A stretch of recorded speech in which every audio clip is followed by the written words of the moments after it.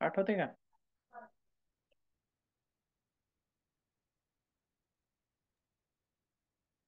मानसिक आणि शारीरिक परिणाम पाहिले आपण. मानसिक आणि शारीरिक परिणाम पाहत होतो, बरोबर आहे. हं. ठीक आहे, बघूया. शरीरावर होणारे परिणाम याच्यामध्ये कुठपर्यंत आलो होतो आपण परत?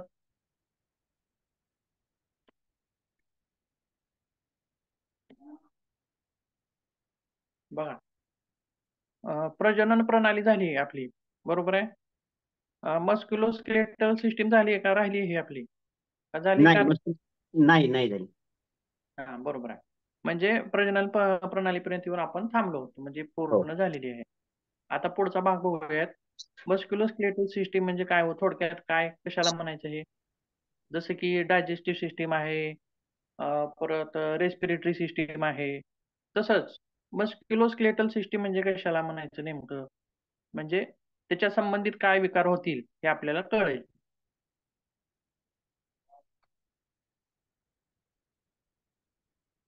सांगता येईल कुणाला?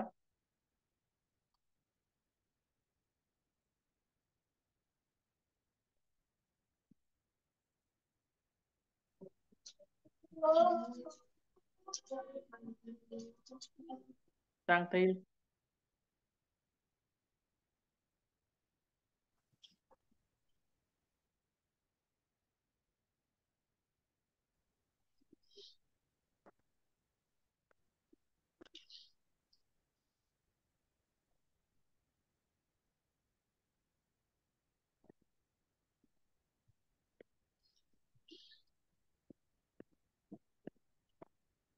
ठीक आहे, पुढे जाऊयात मग. बघा, सर आवाज येत मस्क्युलोस्केलेटल नाहीये. म्हणजे मस्क्युलोस्केलेटल म्हणजे येते का आवाज? येतोय ना? हो, हा, येतोय सर. बघा. हो हो. आवाज मस येतो. हा, मस्क्युलोस्केलेटल म्हणजे जसे की आपली प्रजनन प्रणाली आहे, श्वसन संस्था आहे, उत्सर्जन संस्था आहे. तशीच एक आणखीन एक महत्वाची संस्था म्हणजे अस्थि संस्था. अस्थि म्हणजे आता तर लक्षात येईल का? हो सर. अस्थि म्हणजे हाडं, हं. बरोबर आहे. हाडं किंवा हाडांना बांधून ठेवले जाणारे. आता नाही. एक खालचं एक आणि वरचं एक हाड आहे, बरोबर आहे. दोन्हीमध्ये जॉईंट आहे. म्हणजे मस्क्युलोस्केलेटल सिस्टीम मध्ये काय काय येईल? हाडं येतील आणि स्नायू. त्याचसोबत स्नायू सांधे जॉईंट. येतील, जॉईंट्स येतील आणि त्या सांध्याला बांधून ठेवणारे, अलग लक्षात, कोण आहे तिथं? स्नायू. अस्थिबंधन. असं सुद्धा त्याला म्हटलं जातं. म्हणजे हे घटक त्या अस्थि संस्थेमध्ये म्हणजेच मस्क्युलोस्केलेटल सिस्टीम मध्ये येतात. तर तणावाचा परिणाम या संस्थेवरती काय होईल हो, काय सांगता येईल आपल्याला?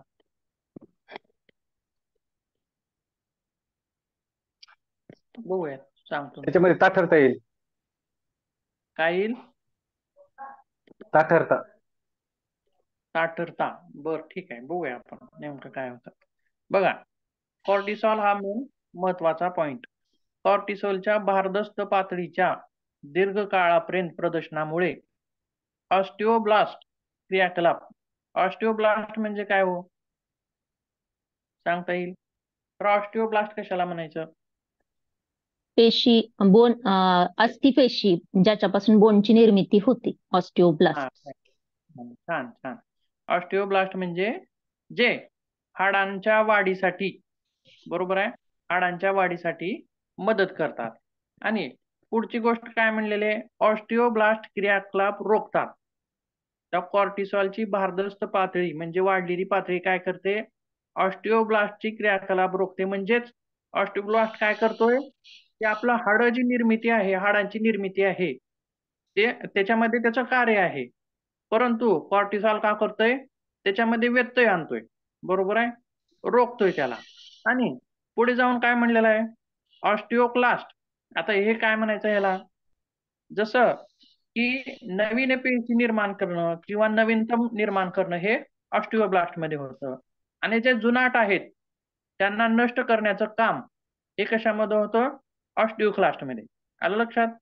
निर्माण करणे आणि ज्या जुन्या झाल्या आहेत त्यांना नष्ट करणे. नष्ट करण्याचं काम कोणाचं आहे? ऑस्टिओक्लास्टचं आहे. बरोबर आहे. मग पुढे काय म्हणले बघा, ऑस्टिओक्लास्ट फंक्शनला चालना देतं म्हणले. काय म्हणले इथं? ऑस्टिओब्लास्टला रोखतंय आणि ऑस्टिओक्लास्टला काय करतंय? चालना देतंय. म्हणजे ही क्रिया काय आहे? शरीरासाठी सुरू होते. विघातक आहे, ज्यामुळे हाड ठिसूळ होतात आणि हा. हाडांची झीज व्हायला सुरुवात होती. बरोबर आहे. ऑस्टिओक्लास्टचं मेन फंक्शन काय आहे? त्यानं काय करतंय?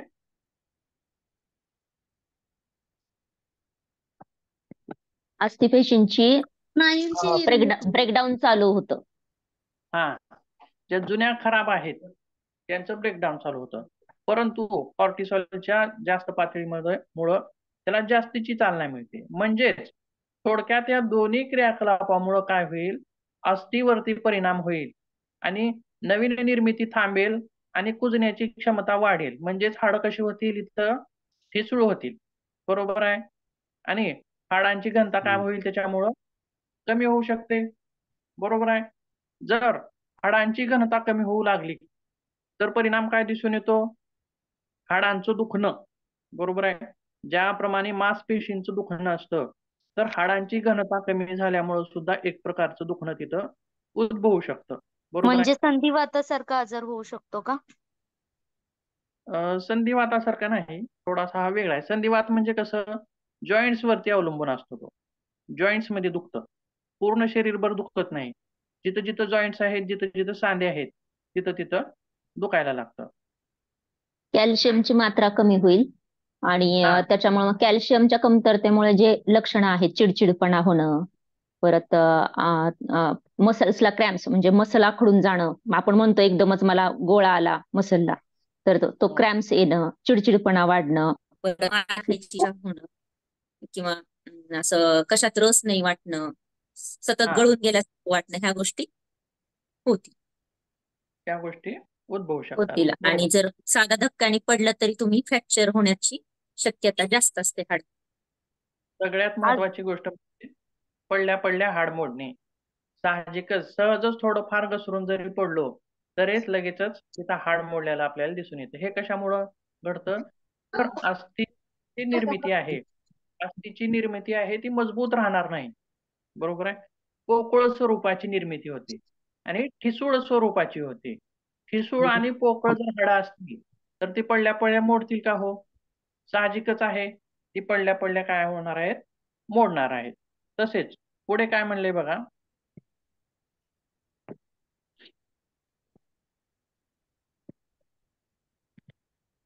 पुढे काय म्हणले? ज्यामुळे हाडांची घनता कमी होऊ शकते त्याचे परिणाम आपण बघितले. तसेच स्नायू घट्ट होतात. ज्यावेळी आपण तणावाला सामोरे जात असतो किंवा एखादी घटना घडलेली असते, ज्यावेळी तयार होतं शरीर तणावाला सामोरे जाताना, त्यावेळी मसल्स ह्या घट्ट होतात. आलं लक्षात? किंवा बघा, आपण एखादं ओझं उचलत असेल तर कमरेमध्ये लचकतं बघा. बरोबर आहे. का लचकत असेल हो हे? स्नायूमध्ये ताठरता, घट्टपणा आल्यामुळे. हा, ते स्नायू काय होतात की आपल्याला तीव्र जखम किंवा तीव्र दुखापत होऊ नये किंवा स्नायूच्या पुढे जाऊन, जसं की स्लिप डिस्क आहे किंवा आणखीन इतर तीव्र आजार आहेत, असे आजार किंवा तीव्र जखम होऊ नये म्हणून स्नायू काय करतात? तिथं घट्टपणा निर्माण करतात, पटकन घट्ट होतात. म्हणजे जी जखम पुढे जाणार आहे, लक्षात, जो परिणाम पुढे जाणार आहे आपल्या शरीरावरती, त्याला थांबवण्याचं काम करतो. बरोबर आहे. मग आणि तिथं काय होतं? ते जर स्नायू घट्ट झाले अचानक तर ते काय होतात? दुखायला लागतात. बरोबर आहे. मग असाच प्रकार कुठं घडतो आणखीन? ज्यावेळी शरीर तणावाला सामोरे जातं त्यावेळी सुद्धा स्नायूमध्ये काय येतंय? ताठरता येते. स्नायू घट्ट होतात. बरोबर आहे. बघा, ज्यावेळी साप दिसल्यास आपण काय करतो? पळण्याचा प्रयत्न करतो. बरोबर आहे. म्हणजे स्नायू एकवटतात, घट्ट होतात आणि पुढली प्रतिक्रिया करण्यासाठी ते प्रतिक्रिया करतात. म्हणजेच स्नायूमध्ये जर दीर्घकाळ तणाव राहिला साप दिसणे हा तात्पुरता आहे तणाव. पण तणाव जर दीर्घकाळ राहिला तर मांसपेशीमध्ये घट्टपणा हा दीर्घकाळ टिकून राहणार आहे. बरोबर आहे. दीर्घकाळ टिकून राहील का? मग जर दीर्घकालीन तणावामध्ये दीर्घकालीन स्नायू घट्ट स्वरूपामध्ये राहिले तर तिथं अंग दुखणे, कंबर दुखणे, बरोबर आहे, हे असे प्रकार तिथं आपल्याला दिसून येतात. म्हणजेच याला इंग्लिशमध्ये असं म्हणू शकतो की आपण मसल स्पाझम म्हणजे स्नायूची ताठरता. बरोबर आहे. म्हणजे मस्क्युलोस्केलेटल सिस्टीम वरती काय परिणाम दिसून आले हो तणावाचे?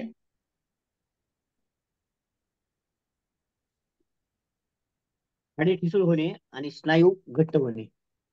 हा, हाडे ठिसूळ होणे, हाडांचे विकार आणि स्नायू घट्ट झाल्यामुळे स्नायूमध्ये दुखणं, अंग दुखणं असे प्रकार सुद्धा तिथं दिसून येतात. पुढे बघूया.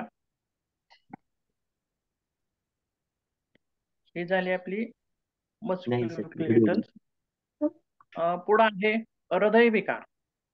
जवळपास याच्यावरती बरेच वेळेस आपण बोललेलो आहोत. व थोडीशी ओझरती नजर टाकून पुढे जाऊया. दीर्घकालीन तणाव हृदयविकाराच्या वाढत्या जोखमीशी जोडला गेला आहे. हृदयाचा अनियमित ठोका म्हणजेच अरिथमिया ज्यावेळी व्यक्ती अतिउच्च तणावाखाली किंवा दीर्घकालीन तणावाखाली असते त्यावेळी त्या व्यक्तीचं हृदयाचं जे धडधडणं आहे सामान्य व्यक्तीचं किती असतं? एका मिनिटाला 72 ठोके पडावे हे सामान्य आहे. पण त्याच्यामध्ये जर हृदय हे सतत उच्च ठोके टाकत असेल किंवा जास्तीचे ठोके टाकत असेल किंवा प्रत्येक ठोक्यामध्ये येणारं जे अंतर आहे ते सलग असणं पाहिजे, परंतु त्याच्यामधली सलगता ही दूर होते. नियमितता जी आहे, बरोबर आहे, प्रत्येक ठोक्यामध्ये जी नियमितता आहे त्याच्यामध्ये अंतर पडतं. म्हणजे 2-3 ठोके लवकर पडले, 2-3 ठोके उशिरा पडले अशा स्वरूपामध्ये. 3 ठोके लवकर पडले आणि 4थ्या ठोक्यामध्ये थोडंसं अंतर वाढलं म्हणजे ईसीजी मध्ये सुद्धा तिथं बदल होऊ शकतो. टॅचिकार्डिया म्हणजे याच्यावर आपण काल बोललोय की हृदयाचे ठोके हे वाढलेल्या स्वरूपामध्ये दिसतात. तसंच उच्च रक्तदाब, हाय ब्लड प्रेशर याच्यामध्ये सुद्धा परिणाम दिसून येतो. मग अरिथमिया असेल किंवा टॅकिकार्डिया असेल किंवा हाय ब्लड प्रेशर असेल, ही तिन्ही चारही कारणं जी आहेत ती कशाशी अवलंबून आहेत? कशाची आहेत? तर ते काय करतात? रक्तवाहिन्यामध्ये वाढलेल्या ब्लड प्रेशरमुळं जखम होऊ शकते. जर समजा आपल्या शरीरावरती एखाद्या ठिकाणी जखम झाली तर तो भाग कसा होतो? सुचतो तिथं थोडासा. खपली धरते तिथं किंवा थोडस तिथं खराब झालेला असतो. त्याच्या जर तसाच प्रकार जर नसांच्या मध्ये रक्तवाहिन्यामध्ये झाला, जर रक्तवाहिन्यांच्या मधून आतून जर कुठं क्रॅश झाला, कुठं जखम झाली तर काय होईल हो तिथं पण? रक्त गोठून तिथे गाठी जमा होतील. हा, तिथं रक्त गोठण्याची प्रक्रिया होईल किंवा ती जखम भरून काढण्यासाठी तिथं सूज येणं म्हणा किंवा अशा गोष्टी तिथं होऊ शकतात. म्हणजेच प्लेगची निर्मिती होते. अवरोध निर्माण प्लेगची होतो. आणि प्लेगची निर्मिती होणं म्हणजेच हृदयाघात त्याच्याकडे वळणं, असं हे हृदयावरती होणारे परिणाम आहेत. तर पुढे बघूयात लगेच श्वसन प्रणाली. तर याच्यावरती काय परिणाम होतील श्वसन प्रणालीवरती? तर काय म्हणलेलं आहे बघा, तणावाखाली तुम्हाला श्वास घेण्यास मदत करणारे स्नायू म्हणजे बघा आपण ज्यावेळेस श्वास घेतो, श्वसनासाठी मदत करणारे स्नायू किंवा म्हणजे कशाचे स्नायू असतील हे? तर फुफ्फुसाचे असतील. बरोबर आहे. फुफ्फुसाचे स्नायू हे श्वास घेण्यास मदत करतात. पण तणावाखाली असल्यामुळं काय होतं, हे स्नायू सुद्धा घट्ट होतात आणि हे घट्ट झाल्यामुळं म्हणजे छोट्या छोट्या ज्या वाहिन्या आहेत प्राणवायूला वाहून नेणाऱ्या, बरोबर आहे, म्हणजेच हवेला मध्येपर्यंत पोहोचवणाऱ्या, बरोबर आहे, तर ह्या ज्या आहेत यांच्यामध्ये काय होतं, अंकुंचनाची प्रक्रिया होते. जर अंकुंचनाची प्रक्रिया झाली तर त्याच्यामधून जी हवा जाणारी आहे ती व्यवस्थित जाईल का हो? नाही. आता पाईप जर सुव्यवस्थित असेल तर त्याच्यामधून हवा व्यवस्थित जाईल. पण पाईपचं तोंड जर थोडंसं बारीक झालं किंवा पाईपमध्ये आकुंचन झालं तर जितकी हवी तितकी जी हवा आपल्याला पाहिजे तिच्यापेक्षा प्रमाण थोडंसं कमी होतं. म्हणजेच परिणाम कसा दिसून येतो? ब्रीथलेसनेस म्हणजे श्वास घेण्यासाठी त्रास होणे, बरोबर आहे? किंवा श्वास हा जोराने ओढून घ्यावा लागतो. म्हणजे काय परिणाम दिसू शकतो? श्वास घेतल्यास सुद्धा श्वास घेतल्यासारखं न वाटणे, श्वासाची कमतरता भासणे, असे प्रकार तिथं दिसू शकतात. आणि ही प्रक्रिया जर सततच चालू राहिली, दीर्घकाळपर्यंत जर चालू राहिली तर ते एअरवेज जो आहेत, प्राणवायू वाहून नेणारे जे श्वासनलिका आहेत त्या काय होतात, त्यांच्यामध्ये आकुंचन आल्यामुळं ब्रॉन्कायटिस सारखे विकार तिथं उद्भवू शकतात किंवा दम्यासारखे विकार उद्भवू शकतात. दम्यामध्ये सुद्धा हाच प्रकार असतो, बरोबर आहे? एअरवेज जे आहेत त्या काय झालेल्या असतात, अरुंद झालेल्या असतात, छोट्या झालेल्या असतात. त्यामुळं आता बघा, दमा असणाऱ्या व्यक्तीला त्याच्या घशामध्ये किंवा छातीमध्ये घरघर ऐकू येते बघा. ऐकले का कधी? हो. साधं ती व्यक्ती आपल्या बाजूला जरी बसली तरी तिच्या छातीमध्ये घरघर वाजल्यासारखा आवाज येतो. कशामुळे येत असेल होतो?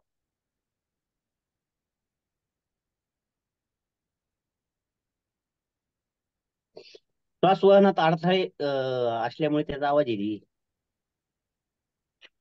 ठीक आहे. आणखीन काय सांगता येईल?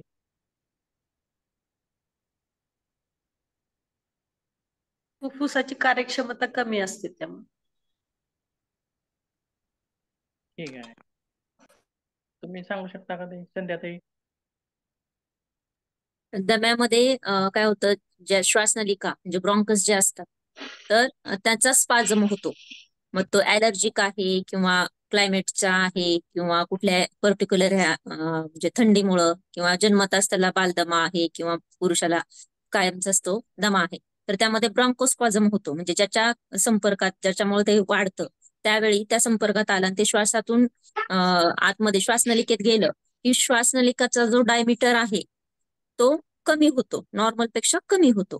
त्यामधून जी हवा जाते, आपण जे श्वास घेताना हवा आत घेतली जाते त्या कमी डायमीटर मधून जात असल्यामुळं त्याचा आपल्याला बाहेर तसा आवाज येतो.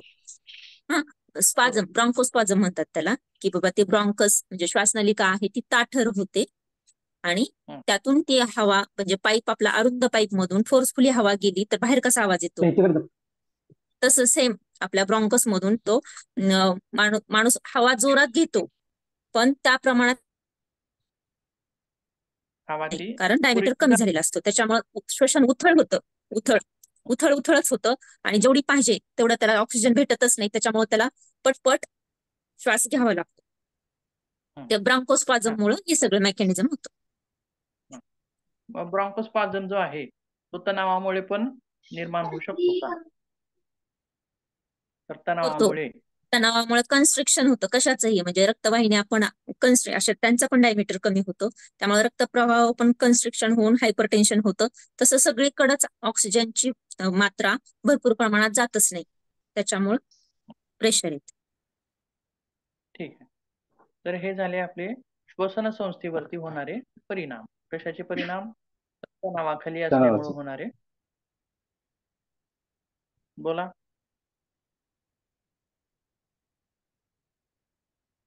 पुढे बघूया आणखीन काय म्हणते. श्वास घेण्यास त्रास होतो, उथळ श्वसन होते आताच त्यांनी म्हणल्याप्रमाणे, आणि ब्रॉन्कायटिस सारखी लक्षणं तिथं दिसू लागतात. बघा, ज्यावेळेस आपण एखाद्या ताणाखाली जातो, म्हणजेच छोटा ताण आहे बघा, अल्पकालीन साप दिसला तर काय होतं, श्वसन जलद होतं बघा, बरोबर आहे? आणि तसाच प्रकार जर दीर्घकालीन तणावामध्ये राहिला तर तिथं ब्रॉन्कायटिस सारखे तिथे विकार तिथं दिसून येते. पुढे बघूया. जेव्हा तुम्ही तणावाखाली असता, हृदय अवयवांना रक्त जलद पंप करण्यासाठी हृदयगती वाढवते. हृदयगती वाढवते, स्नायूंना कृती करण्यासाठी तयार करते. यामुळे स्नायूंना अधिक ऑक्सिजन देण्यासाठी व्यक्तीला अधिक जलद श्वास घेण्यास कारणीभूत ठरते. बघा, ज्यावेळी तणावाखाली स्थिती असते त्यावेळी हृदय काय करतं, शरीराला कार्यक्षम करण्यासाठी जास्त रक्तप्रवाह करतं. बरोबर आहे. त्यासोबत नुसतं रक्तच असून भागतं का हो शरीराचं? नाही. नाही. रक्तासोबतच त्याला आणखीन कशाची गरज आहे? शरीराला ऊर्जा प्राणवायू. कशाकशातून मिळते हो? ऊर्जा कशाकशातून मिळते शरीराला? एक आहे अन्न आणि दुसरं आहे हवा.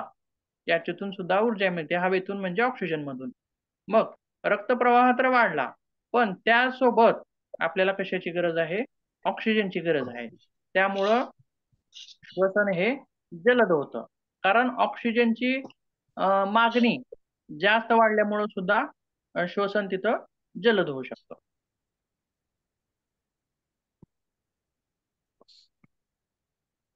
पुढे बघूया परत.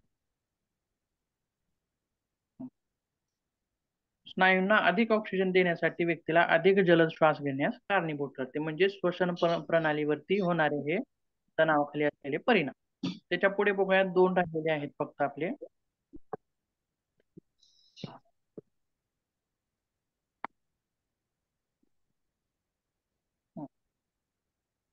वजन वाढणे किंवा वजन कमी होणे.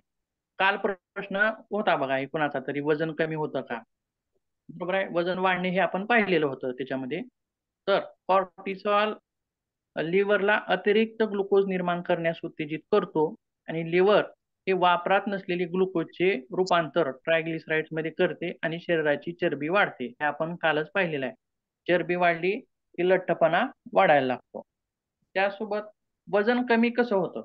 आता वजन वाढण्याचं मेकॅनिझम आपण काल बघितलेलं होतं. बरोबर आहे.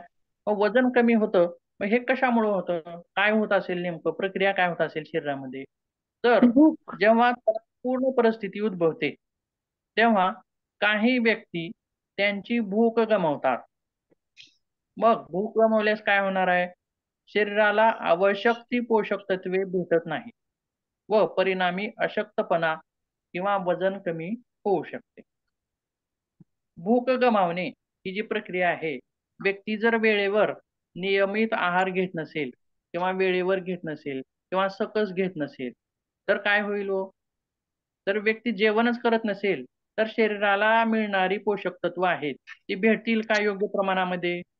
नाही. नाही. योग्य प्रमाणामध्ये भेटणारच नाहीत. मग तणावाखाली असलेली व्यक्ती कसं करते? जेवण कसं करते? अवेळी करते थोडं. किंवा तिला भुकेचा अभाव होतोय, तिला भूकच लागत नाही, जेवणच करू वाटत नाही. बरोबर आहे. अशा गोष्टी असल्यामुळं जेवण जरी केली ती व्यक्ती तरी कशी करते? कमी प्रमाणामध्ये, छोट्या प्रमाणामध्ये थोडंसं जेवण करते. मग अशा प्रकारामुळं काय होतं की पोषक तत्वांची कमतरता भासते आणि पोषक तत्वांची कमतरता झाल्यामुळं शरीर हे अशक्त होतं. बरोबर आहे. शरीरामध्ये अशक्तपणा येतो आणि वजन सुद्धा कमी होते. आलं लक्षात? आता कोण विचारला होता हो प्रश्न हा कालचा? काल कोण विचारला होता प्रश्न? मी विचारलं होतं सर, वजन वाढतं हा, तर आहेत कमी का पण त्यांनी? होतं का? हो, योजना पाटील. हा, ठीक आहे ठीक आहे. समजलं का आता हे वजन कमी कसं हो होतं? हो हो सर. किंवा आणखीन एक बघा, गॅस्ट्रोइनिशियल याच्यामध्ये लहान आतडे जे असतात ते काय करतात? अन्नातील पोषक तत्व शोषून घेण्याचं कार्य करतात. परंतु ज्यावेळी ही व्यक्ती तणावाखाली असते त्यावेळी लहान आतड्यावरती सुद्धा परिणाम होतो आणि त्याचा परिणाम असा होतो की लहान आतडे जे पोषक तत्व जे आहेत अन्नातले ते शोषून घेण्याचं काम करतात, परंतु त्याच्यावर परिणाम झाल्यामुळे काय होतं की त्याच्यामध्ये अडथळा निर्माण होतो. कशामध्ये? पोषक तत्वांच्या शोषणामध्ये. मग पोषक तत्वांच्या आवाज मला तर शोषणामध्ये येत नाहीये. बाकीच्यांना येतोय का सरांचा आवाज? हो, येतोय. हा, येतोय येतोय आम्हाला येतोय. बघा, पोषक तत्वांच्या शोषणामध्ये जर अडथळा निर्माण झाला तर शरीराला आवश्यक असणारी पोषक तत्व मिळतील का हो? नाही, कमी प्रमाणात मिळतो. कमी प्रमाणामध्ये मिळतील किंवा आवश्यक जितके आहेत तितकी ती तेवढे मिळणार नाही. बरोबर आहे. मग असा जर प्रकार घडला तर काय होईल, तिथं सुद्धा अशक्तपणा जाणवेल आणि वजन कमी होण्यासारखा प्रकार सुद्धा तिथं दिसून येईल. हे दोन आपले परिणाम झालेले आहेत. तर ह्या सगळ्या ज्या क्रिया आहेत त्या कशामध्ये घडत आहेत व कोणत्या स्टेजमध्ये घडत आहेत? दीर्घकालीन ताणामध्ये. प्रतिकारावस्था. प्रतिकार अवस्थेमध्ये घडत आहेत. आता त्याच्या पुढची जी स्टेज आहे ती काय आहे? संपण्याची अवस्था किंवा थकण्याची अवस्था. ती अवस्था काय आहे ते बघूयात. बघा, अलाराम स्टेज मध्ये काय झालं की माणसाच्या शरीरामध्ये वेगवेगळ्या प्रक्रिया होऊ लागल्या. मग माणसाने काय केलं? त्याच्याकडे लक्ष केलं. बरोबर आहे. आवाज येत नाही का? येतोय. तुमचा पण आवाज येत नाही वाटतं. मध्ये मध्ये जातोय आवाज. मध्येच जातोय सर आवाज. एखादं वाक्य येतं एखादं येत नाही असं व्हायला. ते बंद करतो. नेट तुझं वापर करून. ठीक आहे. बर, आता जागण्याच्या स्टेजमध्ये आपण जागलो नाही, तिथं आपण दुर्लक्ष केलं, आपल्या शरीरामध्ये होणाऱ्या घडामोडीकडे आपण लक्ष दिलं नाही आणि तिथं आपण सावध झालो नाही. त्यामुळं कोणत्या अवस्थेमध्ये आलो आपण? थकवा. प्रतिकारावस्था. अच्छा. प्रतिकार अवस्थेमध्ये आलो. आणि ह्या ज्या घटना घडल्या सगळ्या ह्या कशामध्ये झाल्या? प्रतिकार अवस्थेमध्ये. म्हणजे शरीर त्या ताणाला थोपवून लावण्यासाठी शरीरामध्ये वेगवेगळ्या प्रक्रिया घडल्या. बरोबर आहे. आणि शरीरानं काय केलं? ताणाला परतवून लावण्यासाठी एवढं सगळं अट्टहास केला. परंतु जर प्रतिकार अवस्थेमध्ये सुद्धा आपण ताणाला संपवू शकलो नाही, बरोबर आहे, तर मग काय होईल? पुढे कोणत्या स्टेजमध्ये? परिणाम होतील वाईट. नाही, परिणाम तसं आहेत. परिणाम तर एक्झॉस्टिंग झाले. स्टेज मध्ये जाऊ परत. संपल्याची भावना पुढची स्टेज. म्हणजे संपण्याची अवस्था. आता काय आहे ती बघूया. संपण्याची अवस्था काय आहे?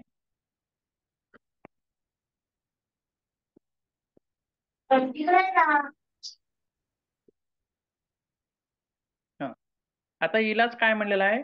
थकवा स्टेज किंवा एक्झॉस्टिंग स्टेज किंवा संपण्याची अवस्था. यामध्ये काय होतं? शरीरामध्ये जे घटक आहेत, आता बघा एक एक बघूयात टप्पे. हा टप्पा दीर्घकाळापर्यंत तणावाचा परिणाम आहे. ठीक आहे. तर तणावाचे व्यवस्थापन करण्यासाठी शरीरात हार्मोन्स आणि संसाधने पूर्णपणे संपली आहेत. बघा, शरीर जितकं प्रतिकार करतंय, काय काय वापरलं तिथं शरीरानं? कॉर्टिसॉलची निर्मिती केली. बरोबर आहे. कॉर्टिसॉलनं वेगवेगळ्या शरीराच्या वेगवेगळ्या भागावरती वेगवेगळे परिणाम केले. हे सर्व घडलं प्रतिकार अवस्थेमध्ये. पण प्रतिकार अवस्थेमध्ये सुद्धा आपण ताणाला थोपवू शकलो नाही. त्यामुळं या अवस्थेमध्ये काय व्हायला लागले? शरीर सुद्धा तिथं निकामी म्हणजे थांबायला लागले. त्या शरीरातील व्यवस्थापन करण्यासाठी हार्मोन्स आणि संसाधने शरीरातली काय व्हायला लागली? संपायला लागली. बरोबर आहे. लक्षात येते काही थकवा स्टेज तुम्हाला?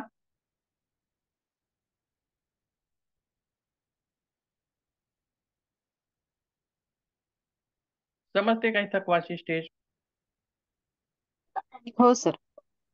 सर, एक कन्फ्युजन आहे. हा, प्रतिकार अवस्थेमध्ये शरीर आलेला ताण थोपवत कुठे आहे, पण त्याचे परिणामच दिसत आहेत ना फक्त ताण आल्यावरचे. म्हणजे प्रतिकार अवस्थेमध्ये म्हणजे शरीर हे प्रतिकार करते. बरोबर आहे. पण त्या प्रतिकार अवस्थेमधला सब पॉइंट आपण बघितला की ज्यावेळेस शरीर प्रतिकार करते, प्रतिकार करताना काय काय करते आणि जे केल्यामुळं आपल्या शरीरावर काय परिणाम झाले ते आपण बघितलं तिथं. आलं लक्षात?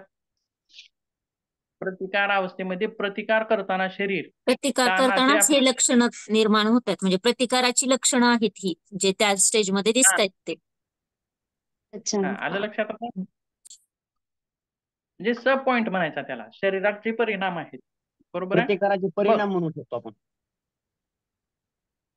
प्रतिकार करताना शरीरावर काय परिणाम झाले? सुरुवातीला प्रतिकार अवस्था हे ही आपण बघितली. बरोबर आहे. म्हणजे जसं तर की ते आपल्यावर अचानक कुणी वार केलाय, हा, हा आपल्याकडं त्यावेळी काही नाहीये, तर आपण काय करतो, आपले महत्वाचे अवयव अगोदर डोक्याला किंवा पोटाला लागणार नाही ह्याची काळजी घेऊन आपण हाताने थोपवायचा प्रयत्न करतो. म्हणजे आपलं बरोबर आहे. मग त्याप्रमाणे बॉडी तशी प्रतिकार शक्तीमध्ये म्हणजे अवस्थेमध्ये तसं करते की बारीक बारीक हम्म. जे अनइम्पॉर्टंट आहेत आणि मेन ह्याला सपोर्ट करून बारीक बारीक गोष्टींवरती तो ताण झेलायचा प्रयत्न करते आणि अच्छा त्याची लक्षणं म्हणजे प्रतिकार अवस्था. अच्छा बरोबर. आता आता ही लक्षणं दिसली तिथं शरीरामध्ये, पण थकण्याच्या अवस्थेमध्ये काय होतंय, शरीर पूर्ण शिथिल होऊन जातं. म्हणजे प्रतिकार करण्याची क्षमता या शरीरामध्ये उरत नाही. आलं लक्षात? प्रतिकार करण्याची क्षमता सुद्धा तिथं उरत नाही. मग काय होतं, हे हार्मोन्स वगैरे स्रवले जातात. हं?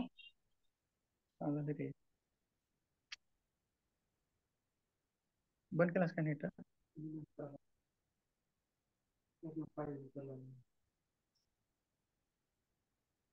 हा, पुढे बघूया परत. आवाज येतोय का? येतोय. येतोय सर. हो सर येतोय. ठीक आहे, ठीक आहे.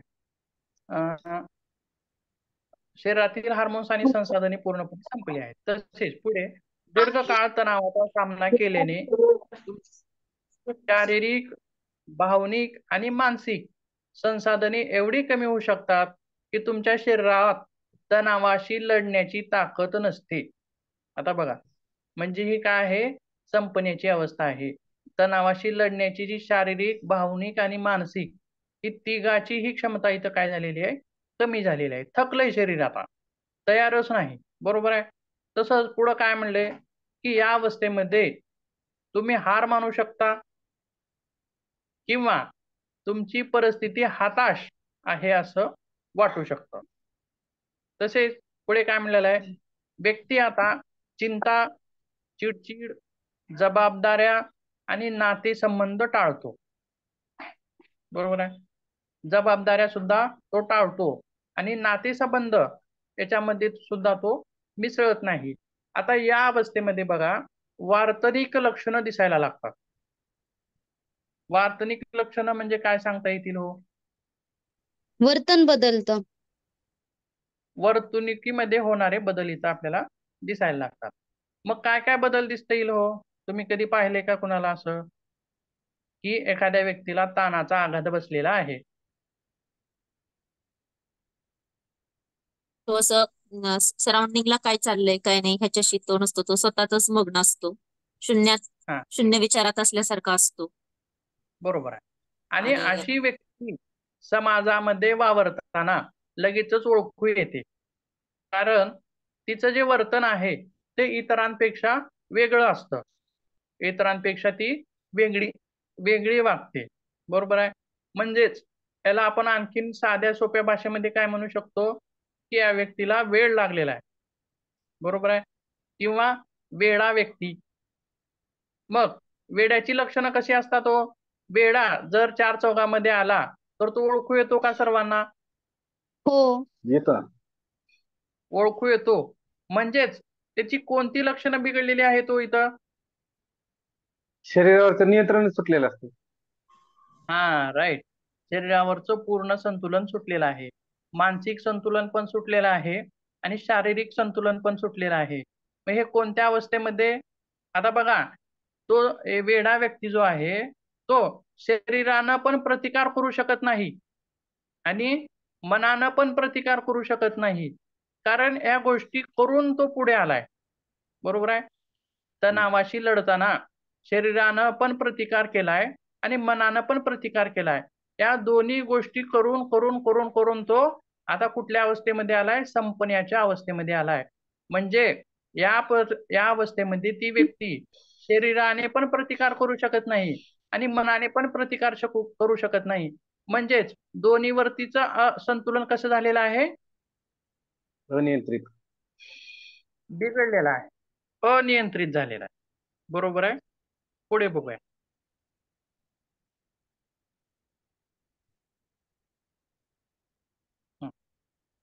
पुढे बघूया. शारीरिक, भावनिक आणि मानसिक संसाधने कमी होतात आणि तणावाशी लढण्याची ताकद तिथं संपलेली असते आणि त्याच्यामध्ये व्यक्ती हार मानतो आणि हताश होऊन जातो. तसेच चिंता, चिडचिड वगैरे याच्यावरती सुद्धा त्याचं भान राहत नाही. चिंता किंवा चिडचिड हे कोणत्या अवस्थेमध्ये बघितली हो आपण?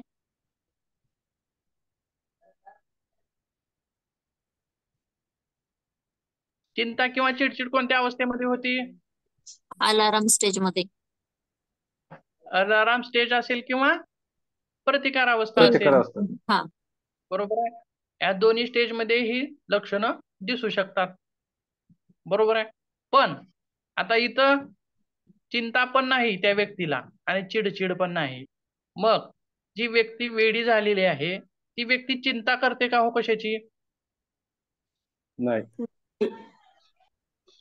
म्हणजे चिंता करायचं त्यानं सोडून दिलंय. चिंता काय आहे हे विसरून गेले. कधी हो?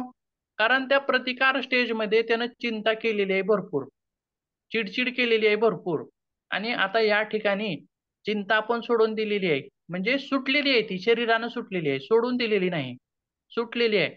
चिंता काय आहे हे त्याला या स्टेजमध्ये माहित नाही. बरोबर आहे. किंवा चिडचिड करणं हे सुद्धा वेडी व्यक्ती चिडचिड करते का? नाही. शहाणी व्यक्ती म्हणजे ज्या व्यक्तीला समजतं ती व्यक्ती चिडचिड करते. परंतु आता या ठिकाणी काय झालंय बघा, चिडचिड करायचं पण संपलंय आणि चिंता पण संपली आहे. तर शरीरावरती वेगळेच परिणाम झालेले आहेत. आणि अशी व्यक्ती प्रथम काय करेल हो? नाते संबंध टाळते. मुलगा कोण की, आई कोण की, वडील कोण की, भाऊ कोण की, हे सर्व त्या व्यक्तीला आता कळेन असं झालंय. बघा, जी व्यक्ती मानसिक परिणाम झालेली आहे, उच्च अंकात झालेला आहे, वेडी झालेली आहे, अशा व्यक्तीला आई वडील कळतात का हो? बहीण भाऊ कळतात का? नाही. बरोबर आहे. नाते संबंध कळत नाही.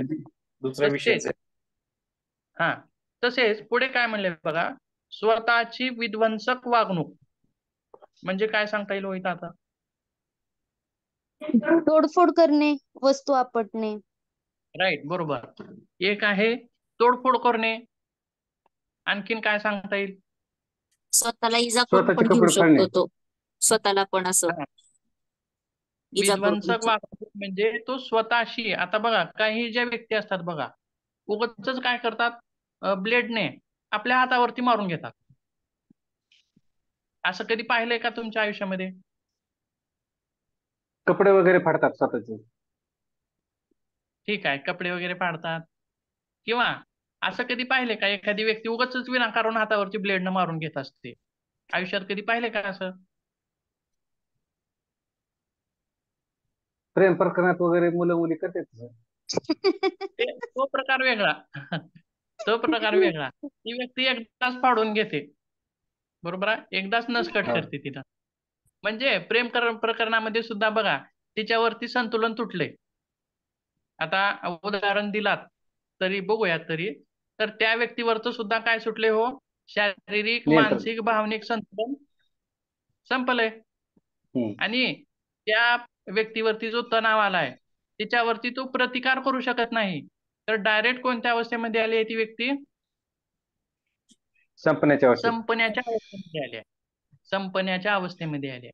म्हणजेच विध्वंसक प्रकार इथं दिसू शकतात. तर ती व्यक्ती स्वतःला संपवण्याचा प्रयत्न करते. बरोबर आहे. किंवा हो. आत्महत्येचा प्रकार असेल, विष पिणं असेल, फाशी घेणं असेल किंवा असे जे वेगवेगळे प्रकार दिसतात, आत्महत्येचे प्रकार दिसतात, हे कशामध्ये दिसून येतील? कोणत्या अवस्थेमध्ये दिसून संपण्याच्या येतील? संपण्याच्या थकण्याच्या अवस्थेत. संपण्याच्या अवस्थेमध्ये दिसून येतील. म्हणजेच यालाच म्हणायचं आहे स्वतःची विध्वंसक वागणूक. आणि खराब निर्णय यांच्यासारखे. खराब निर्णय म्हणजे काय हो? Suicidal tendency. हा, राईट. सुसाईड करण्याचे विचार येणं. आणि सुसाईड करण्याचा विचार येणं आला, ठीक आहे, विचार आलाय, पण करावं का करू नये हो? करू नये. सुसाईड करावा का करू नये? तर करू नये. परंतु ती व्यक्ती काय निर्णय घेईल? ताण न सहन झाल्यामुळे ती करणार, सुसाईड करणार, त्याचा प्रयत्नच करणार ती.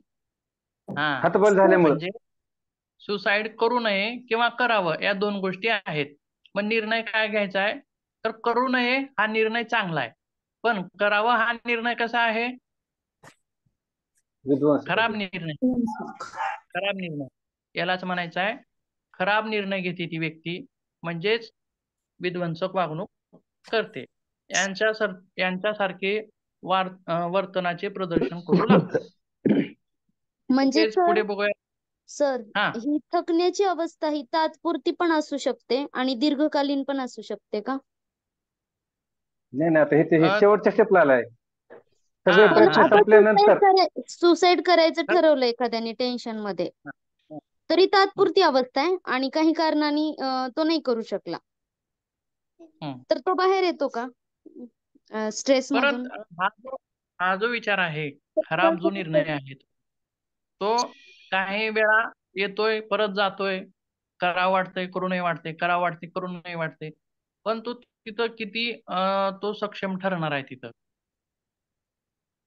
याच्यावरती सुद्धा ते अवलंबून ठरणार आहे. बरोबर आहे. शेवटची स्टेप आहे ही. आता काही जे तणाव असतात तीव्र परिणाम करतात लगेचच, जसे की प्रेम प्रकरणासारखे, किंवा काही जे तणाव आहेत ते दीर्घकालीन चालून चालून पुढे आलेले आहेत.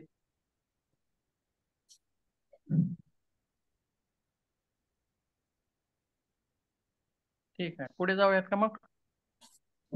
हो. हा, स्वतःला इतरांपासून वेगळे करणे हा सुद्धा आताच आपण बघितलेला आहे. बेजबाबदार असेल.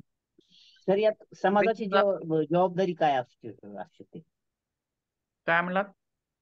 अशा तणावाच्या थांबलेल्या स्थितीमध्ये आपल्या कुटुंबातील किंवा समाजातील जबाबदारी काय असते सर? समाजातील जबाबदारी असेल की तिच्यावरती लक्ष ठेवणे, तिला तणावातून बाहेर काढण्यास मदत करणे, बरोबर आहे. तिच्यासोबतचा संपर्क वाढवणे, नातेसंबंध तो टाळतोय, परंतु आपण त्याच्याशी हितगुज करणे, त्याच्याशी चांगल्या गोष्टी बोलणे आणि तो तणावातून कसा बाहेर येईल याच्याकडे लक्ष देणे. किंवा अशी ज्या व्यक्ती असतात जिथं बघा ज्या आत्महत्येचा प्रयत्न करत असतात त्यांच्यावरती नियंत्रण म्हणजे लक्ष ठेवणे. लक्ष ठेवलं जातं. आपल्या घरातील व्यक्ती जर एखादी असं करण्यासारखं दिसलं एखाद्या वेळेस जरी, तरी त्याची लक्षणं दिसतात तशी. जो व्यक्ती आत्महत्या करण्याचा विचार करण्यामध्ये आलेली असते ती व्यक्ती स्थिर नसते. आलं का लक्षात? तिची जी वागणूक आहे, वर्तणूक आहे, त्याच्यामध्ये खूप बदल झालेले असतात आणि ते लक्षात येतं घरच्यांच्या लक्षात येतं. मग अशा वेळी ती वर्तणूक वगैरे त्याची पाहून हे घरच्यांनी त्याच्यावरती लक्ष ठेवलं पाहिजे. आणि त्याला एकट्याला न सोडणे. हा, एकट्याला न सोडणे, न सोडणे. त्याच्याशी तरी असणं हे सुद्धा तिथं महत्वाचं आहे. किंवा जी व्यक्ती आत्महत्येचा प्रयत्न करत असते ती काहीतरी नोट्स देत असते. म्हणजे काय की बाबा माझं आयुष्य संपलेलं आहे, आता मला जगावंसं वाटत नाही, किंवा अशा गोष्टी ते कुठंतरी बोलून दाखवत असते. बरोबर आहे. किंवा बघा बरेच वेळेस ज्या ज्या व्यक्तींनी आत्महत्या केलेली आहे त्या व्यक्ती कुणापाशी तर काहीतरी बोलून जातात. असं ऐकलंय का समाजामध्ये? हिट देतात ते काही ना काहीतरी. आलं लक्षात? की तो म्हणतोय की मला जगावंच वाटत नाही, किंवा काहीतरी तो संदेश देऊन जातोय. आणि असे जे संदेश आहेत ती व्यक्ती दिल्यानंतर तिथं लक्ष ठेवणं ती गरजेचं आहे. परंतु समाजामध्ये जागरूकता नाही, त्याच्याबद्दल जागरूकता नाही. तर जागरूकता नसल्यामुळे काय होतं,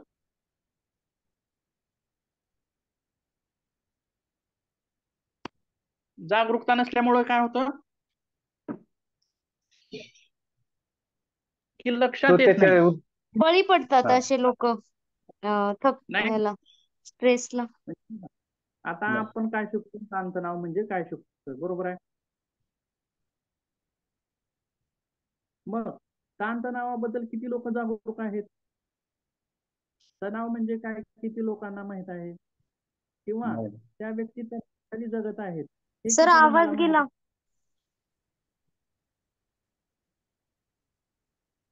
तर मला तर मागचे 5-10 मिनिटापासून आवाजच येत नाहीये मी. नाही, आवाज येतच नाहीये सरांचा. सरांचा सर्वांनाच आवाज येत नाही आता. ठीक आहे, आता येतो का? नाही सर. कमी येतं, नॉर्मल कमी पेक्षा येतो. कमी येतो. एकदम कमी येतोय.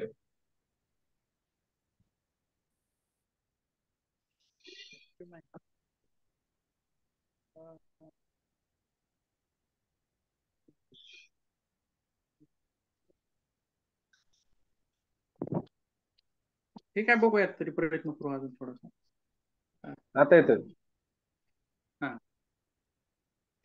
नेटवर्क प्रॉब्लेम आहे त्याच्यामुळे थोडस प्रॉब्लेम येते. वातावरण पण थोडं पावसाचं आहे. वातावरण पण खराब आहे त्याच्यामुळे पण नेटवर्क प्रॉब्लेम असेल.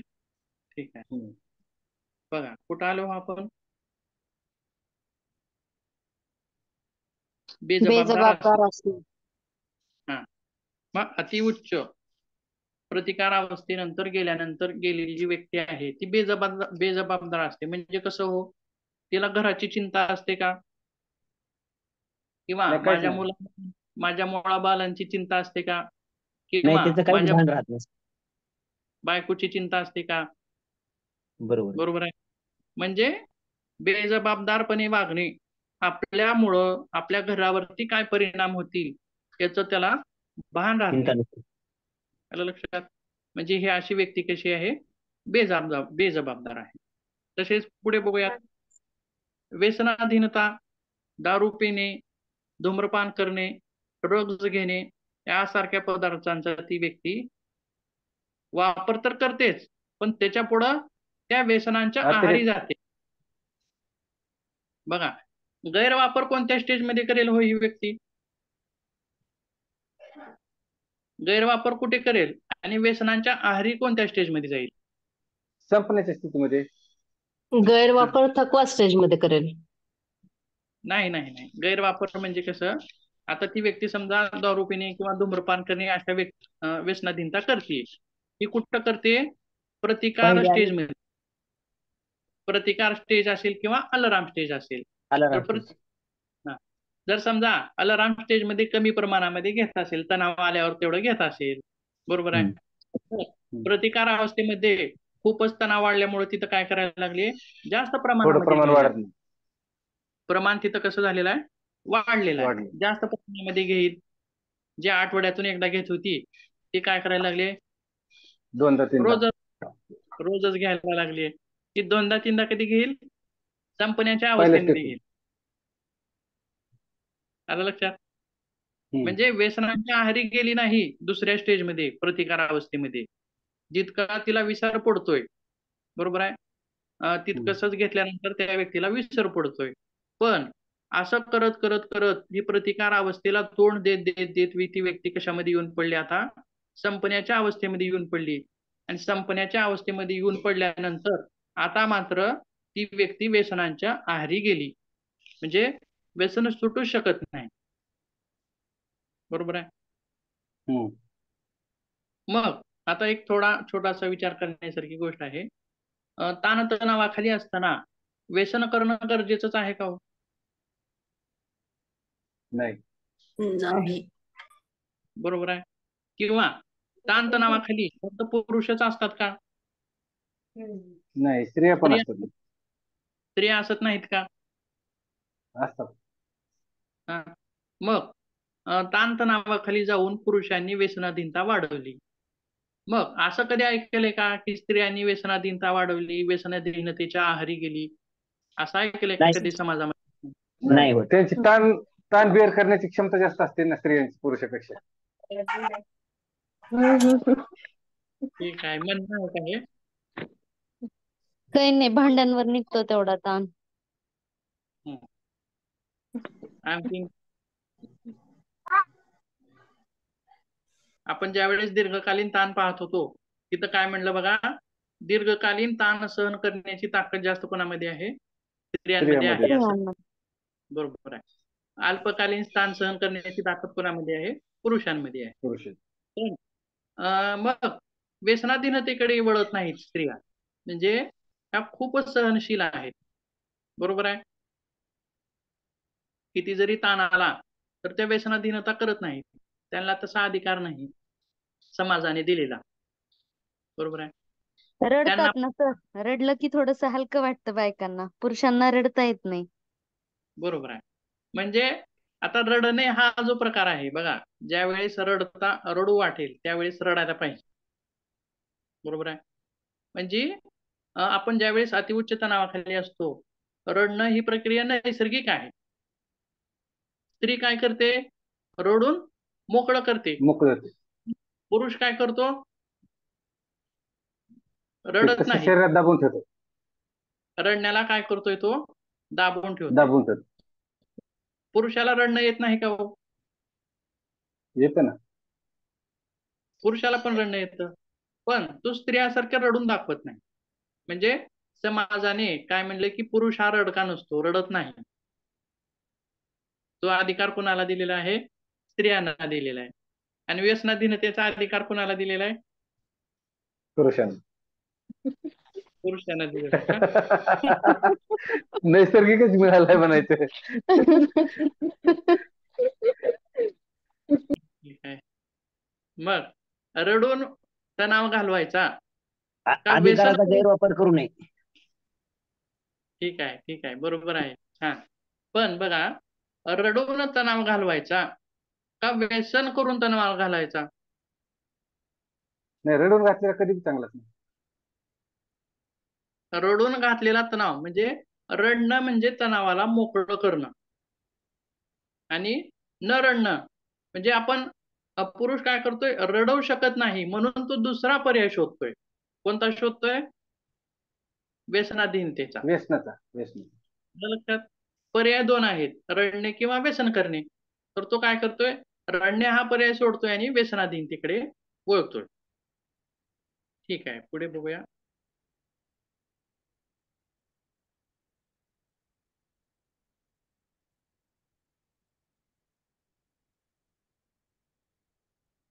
व्यसनांच्या आहारी ही व्यक्ती जाते. तसेच केस ओढणे, नखे चावणे यासारखे तणावग्रस्त वर्तन दाखवणे अशा क्रिया सुद्धा तिथं दिसतात. तशासोबत वेडी व्यक्ती काय करते हो? स्वतःलाच मारून घेत असते बघा. बरोबर आहे का? उगाचच काहीतरी वेडेवाकडे वर्तन करते किंवा केस ओढल्यासारखे करते. आपलेच केस ती ओढत असते. सामान्य व्यक्ती ओढते का हो? नाही. तर तणावग्रस्त वेडी व्यक्ती ओढू शकते. म्हणजेच तिचं वर्तन कसं आहे? असामान्य वर्तन आहे. बरोबर आहे. किंवा काम करू न वाटणे, निद्रानाश, शरीर. आता बघा, आता हा शेवटचा जो पॉइंट आहे, शरीरातील अवयव निकामी होणे. आता बघा, उच्च रक्तदाब, प्रतिकार अवस्थेमध्ये उच्च रक्तदाब असतो, पण उच्च रक्तदाब जास्त काळ राहिला किंवा दीर्घ काळ राहिला, किंवा आता उच्च रक्तदाब किती असतो? 140 असेल, किंवा अतिरिक्त तणावामध्ये जर व्यक्ती राहिली तर काय होईल? आणखीन वाढत जाईल का होतो रक्तदाब? 140 चा 150 होईल, 160 होईल, 190 होईल, असं होईल का? शक्य आहे का ते? शक्य आहे ना. बरोबर आहे, शक्य आहे. मग अति उच्च जर रक्तदाब झाला तर परिणाम काय होईल? हार्ट फेल्युअर होईल. बरोबर आहे. अतिरिक्त उच्च रक्तदाब झाला तर हृदयाची कार्य करण्याची शक्ती बंद पडेल, म्हणजे हृदय बंद पडेल. म्हणजे कशामध्ये गेलं आहे? अवयव निकामी होणे. म्हणजे हृदय काय झालं? निकामी झालं. किंवा त्याचाच परिणाम कशावरती होईल? आणखीन किडण्यांवरती होईल. बरोबर आहे. मग किडण्यावरती परिणाम काय होईल? जसं हृदयावरती परिणाम झाला तसा रक्त निर्मितीचं काम सांगू ना. रक्त निर्मिती करत नाही, रक्त शुद्ध करतात. सॉरी, रक्त शुद्धीकरणाचं काम सांगू. किडण्यावरती परिणाम होईल. म्हणजे एक अवयव तिथं फेल्युअर मध्ये जाऊ शकतात. ऑर्गन फेल्युअर मध्ये त्या अवस्थेमध्ये जातात. आवाज गेला सर. आवाज येत नाहीये सर. ठीक आहे. हा तर बघा, आता ही आपली थकवा स्टेज संपलेली आहे. याच्यामध्ये काही अडचणी किंवा प्रश्न असले तर विचारू शकता. येतोय का आवाज? येतो येतो. येतोय. याच्यामध्ये काय अडचण वगैरे असेल तर विचारू शकता.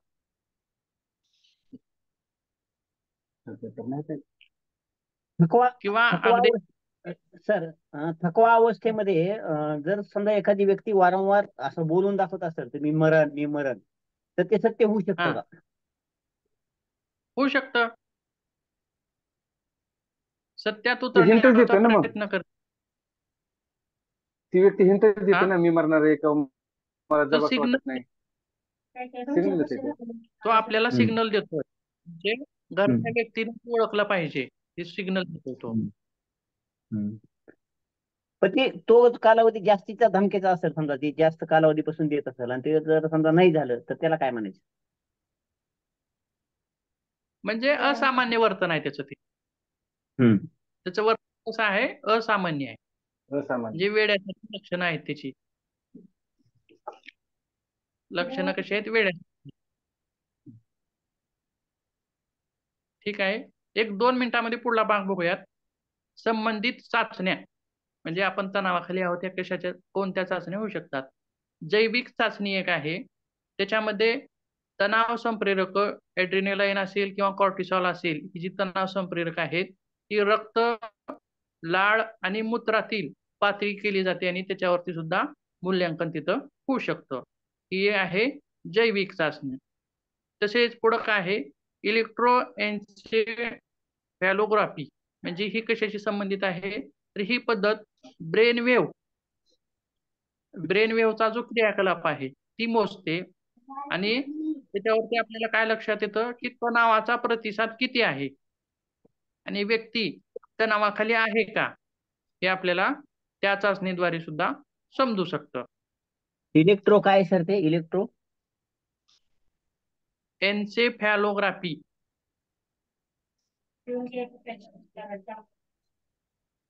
याच्यामध्ये काय होतं? ब्रेन वेव्ह जे आहेत त्या तपासल्या जातात आणि त्याच्यामध्ये जर समजा मेंदूच्या गोलार्धामधील अल्फा ब्रेन वेव्ह क्रियाकलापामध्ये जर असंतुलन असेल तर त्याला काय म्हणता येईल? तणावामध्ये आहे व्यक्ती, असं सुद्धा आपण तिथं सांगू शकतो. तसेच हृदयगती परिवर्तनशीलता ही एक चाचणी आहे किंवा ECG मध्ये बदल येणं, ECG मध्ये फरक येणं किंवा 2D इको आहे, याच्यामध्ये सुद्धा आपल्याला ते समजू शकतं. म्हणजे हृदयाच्या गतीमध्ये परिवर्तन असेल किंवा त्याचं स्वरूप बदललेलं असेल तरी सुद्धा ती व्यक्ती तणावामध्ये आहे असं आपण सांगू शकतो. बरोबर आहे? किंवा आता शेवटचा जो आहे तो उच्च रक्तदाब. उच्च रक्तदाबामध्ये जर असेल तर डॉक्टर काय म्हणतो? डॉक्टर मॅडमलाच विचारा. मधुमेहाचा व्यक्ती डॉक्टरकडे गेला आणि मधुमेह वाढलेला असेल तर काय म्हणतो डॉक्टर? काय गोड खाल्ला की? बरोबर आहे? तसं उच्च रक्तदाब जर वाढलेला असेल व्यक्तीचा तर काय म्हणतो? काय कसलं टेन्शन टेन्शन घेतलं आहे? की? टेन्शन घेतलं. बरोबर आहे? म्हणजे उच्च रक्तदाब सुद्धा ही चाचणी सुद्धा आपण तणावाखाली आहोत असं दर्शवू शकते. बरोबर आहे? आलं लक्षात सर्व?